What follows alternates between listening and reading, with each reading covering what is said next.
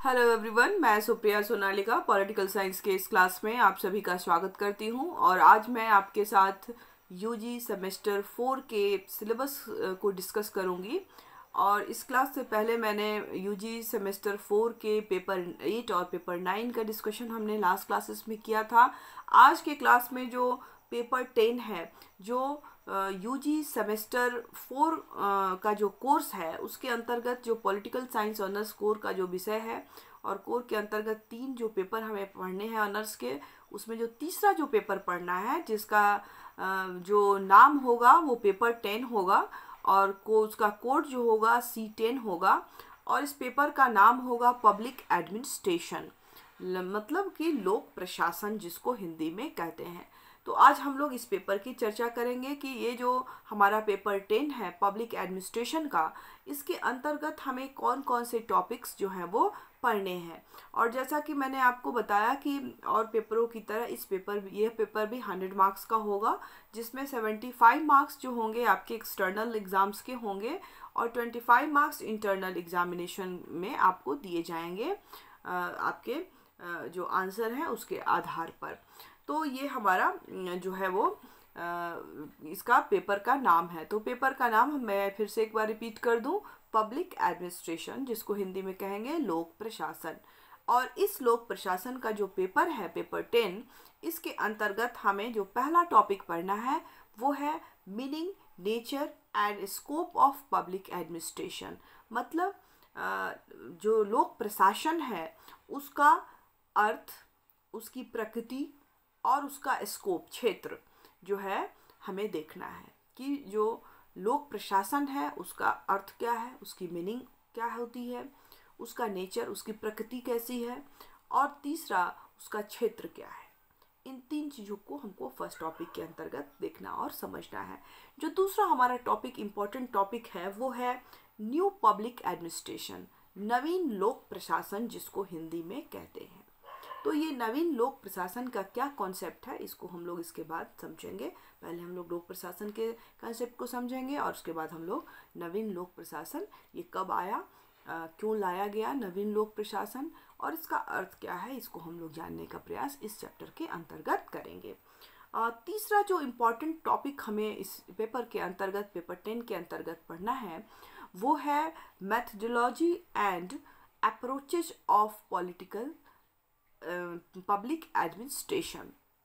जो public administration है, लोक प्रशासन के जो बहुत सारे जो इसके उपकरण हैं, पढ़ने के अभिकरण हैं, उसको हम लोग को देखना है कि इसके पढ़ने के जो अप्रोचेज हैं वो क्या हैं, इसको कैसे हम जान सकते हैं, और इसकी मेथडोलॉजी क्या होगी, इसको प्रविधि क्या होगी, प्रविधियाँ क्या है। मतलब कि पब्लिक एडमिनिस्ट्रेशन को पढ़ने के जो बहुत सारे अप्रोचेस दिए गए हैं, जिसमें व्यवस्था सिद्धांत है, स्ट्रक्चरल फंक्शनल सिद्धांत है, बहुत सारे हैं, मानवीय सिद्धांत हैं, पर्यावरणीय सिद्धांत हैं। तो बहुत सारे जो उपागम हैं, अप्रोचेज मीन्स उपागम। तो पब्लिक एडमिनिस्ट्रेशन के, लोक प्रशासन के अध्ययन के विभिन्न उपागम जो है उनको पढ़ना है। स्पेशलाइज नहीं किया गया है कि इसी उपागम को पढ़ना है, इसमें जितने भी उपागम हैं उन सभी की चर्चा हम लोग शॉर्ट में पढ़ेंगे कि कौन से उपागम में, कौन से अप्रोचेज में क्या पढ़ाई होती है, कैसे उसको हम लोग पढ़ते हैं। तो इसकी प्रविधियाँ और उपागम जो है उसका अध्ययन हम लोग थर्ड टॉपिक के अंतर्गत करेंगे।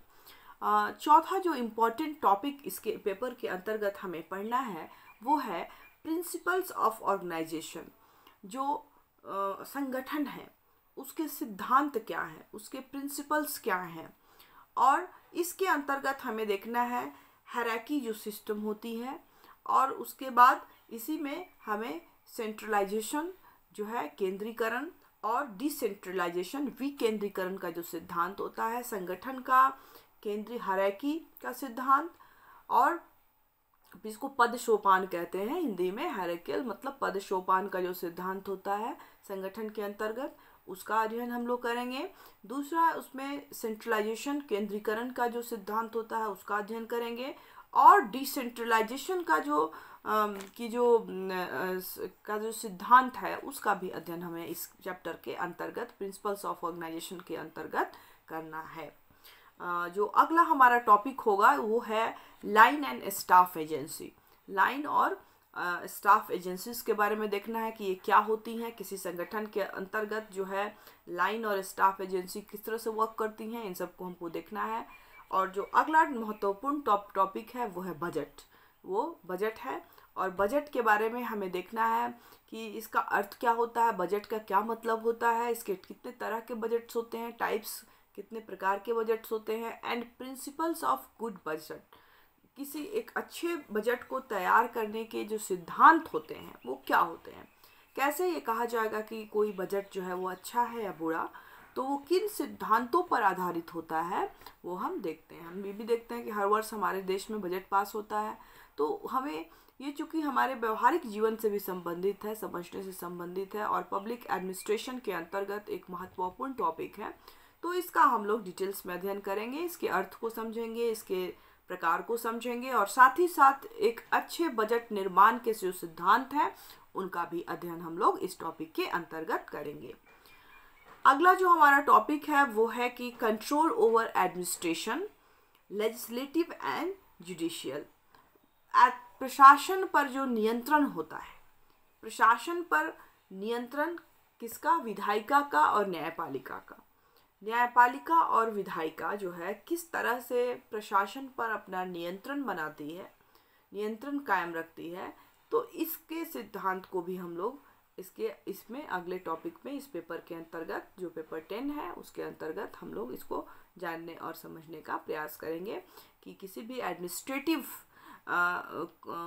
जो अफसर्स होते हैं या जो लोग होते हैं एडमिनिस्ट्रेशन में, जो लोग होते हैं उनके ऊपर किस तरह से विधायिका और न्यायपालिका का नियंत्रण होता है ताकि वह करप्ट ना हो पाए, करप्शन ना कर पाए। तो इस चीज़ को हमें देखना है कि वो कैसे इसके ऊपर कंट्रोल करती है। और लास्टली जो इस पेपर के अंतर्गत जो हमें पढ़ना है वो है पब्लिक रिलेशन।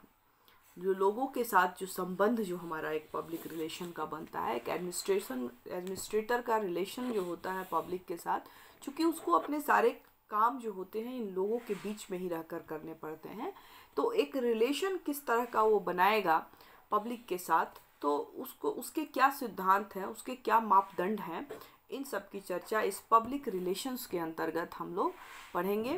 क्योंकि जितने भी सरकारी योजनाएं होते हैं इन्हीं एडमिनिस्ट्रेटिव ऑफिसर्स के द्वारा इम्प्लीमेंट किए जाते हैं, तो किस तरह से ये इम्प्लीमेंट होता है और इसमें जो लोग होते हैं, जो जन लोग होते हैं, सामान्य लोग जो होते हैं, उनके साथ किस तरह से संबंध स्थापित करके वो काम करता है और क्यों आवश्यक है ये करना, इन सभी बातों की चर्चा जो है हम लोग अपने इस लास्ट टॉपिक के अंतर्गत करेंगे।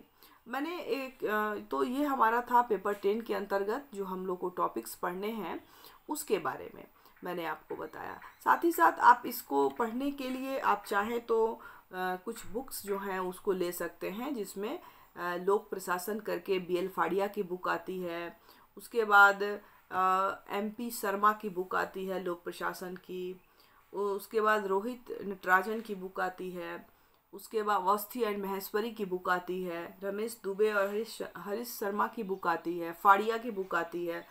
तो बहुत सारे राइटर हैं, जिस भी राइटर का बुक आपको समझ में आता है पढ़ने के लिए आप एक बेसिक बुक रख सकते हैं, और बाकी तो जो है वो क्लास में आपको पढ़ाए जाएंगे ही और आपको उससे संबंधित सारे नोट्स या पढ़ाई जो है वो मैटर मिल ही जाएंगे।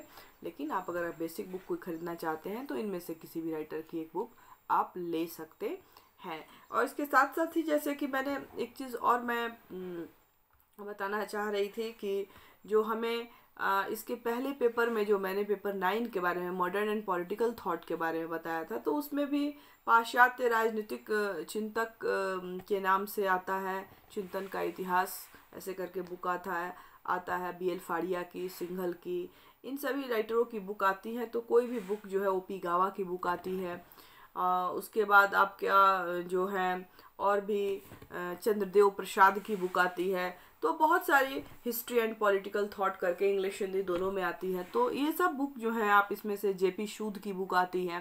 तो जो भी बुक आपको अच्छे लगें, आप जिसको पढ़ने में आपको आसान लगे वो आप ले सकते हैं। और उसी तरह से पेपर 8 के लिए भी अंतर्राष्ट्रीय राजनीति करके पुखराज जैन की बुक आती है। उसके बाद BL फाड़िया की बुक आती है अंतर्राष्ट्रीय राजनीति करके, LM शर्मा की बुक आती है, और बहुत सारे जो हैं BN सिंह की बुक आती है, बहुत अच्छी बुक है। तो ये सारी बुक जो है इंटरनेशनल पॉलिटिक्स पर आती है। तो आप इनमें से कोई भी बुक जो आपको समझ में आता है तो वो किसी भी राइटर की एक बुक जो है वो आप ले सकते हैं। तो ये सारे ये जो था हमारा जो हमने सिलेबस आपके साथ डिस्कस किया।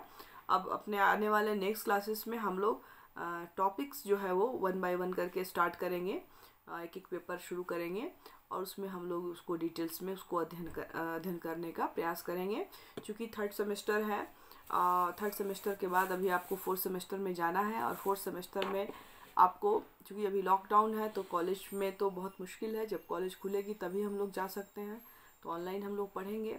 और इसलिए मैं आपके लिए ये सिलेबस जो है अपलोड कर रही हूँ ताकि आपको सिलेबस को जानने में समझने में कोई परेशानी ना हो। और अगले क्लास में हम लोग अपने टॉपिक को स्टार्ट करेंगे। तब तक के लिए घर में रहें, सुरक्षित रहें, पढ़ते रहें। Thank you all of you.